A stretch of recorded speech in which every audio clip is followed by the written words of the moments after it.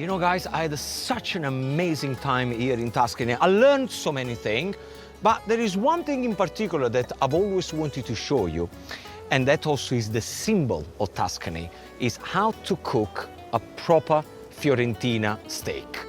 Okay, I'm gonna do this on the barbecue. You can do it on a griddle pan. The only thing that you have to do for me, please make sure that it's really, really hot. We're gonna start to put the steak on top like that.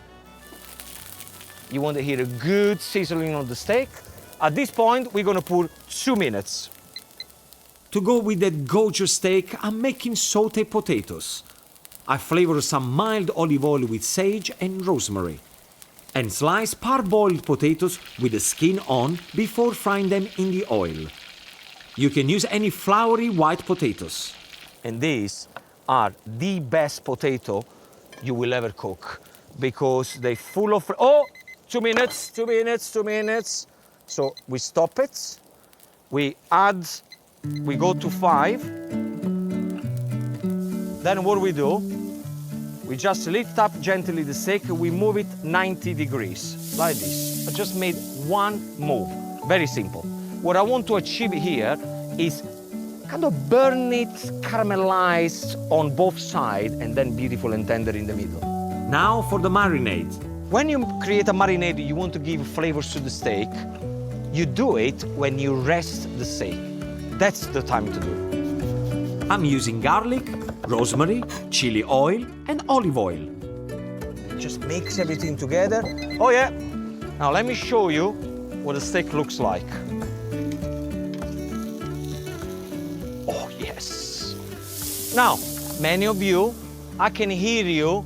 Ah, the steak is burnt. No. The steak is not burnt. That is the color that you want the skin of your steak. Because remember, when we start to carve it, that is where you're gonna have the bitterness of the charcoal. Same way we done it before. Okay, we just let it go. Let it go, don't do anything else. Don't forget for time to time to have a little sip of wine. Let the barbecue do the job. Bello, bello, bello. Mwah! Once the potatoes are golden brown, they are ready. You can imagine, right? The flavor of the rosemary, the sage. Ecco qua. Now, at this point, I'm just gonna pour salt on top, and I'm gonna let them rest on the side. How many more minutes have I got? See there? 3, 2, 1. Beep, beep, beep, beep, beep. Beep, beep, beep, beep, beep. Okay. I'm cooking this steak medium. You do that when your guests come around, and they're gonna be like, wow, it's awesome. Along with the beef and potatoes, I'm serving some lovely local green beans. I blanched the cooked beans, then drizzle with olive oil and balsamic vinegar. I remember my Nonna Flora, used to say all the time, stop spending time in the kitchen, spend more time doing the shopping, because then your job is already done halfway there. She was right. So the way we do this, very simply, just put them in the middle. Look, this is the best beans you will ever try. The steak is cooked, but it's not ready to eat just yet. Oh no. We put it in a tray. I had the marinade I made earlier. Now is the time that the steak starts to relax. The steak needs to rest for a good 5 minutes, so the meat relaxes and you can eat it at its most tender. Time for another sip of Chianti and enjoy the view. Now we're gonna go for the carving. No more drinking, Gino. Let me show you the way we serve this,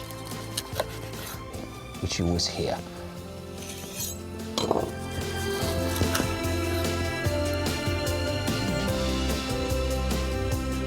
Add a drizzle of the resting juice. And only now is the time where you're gonna season it.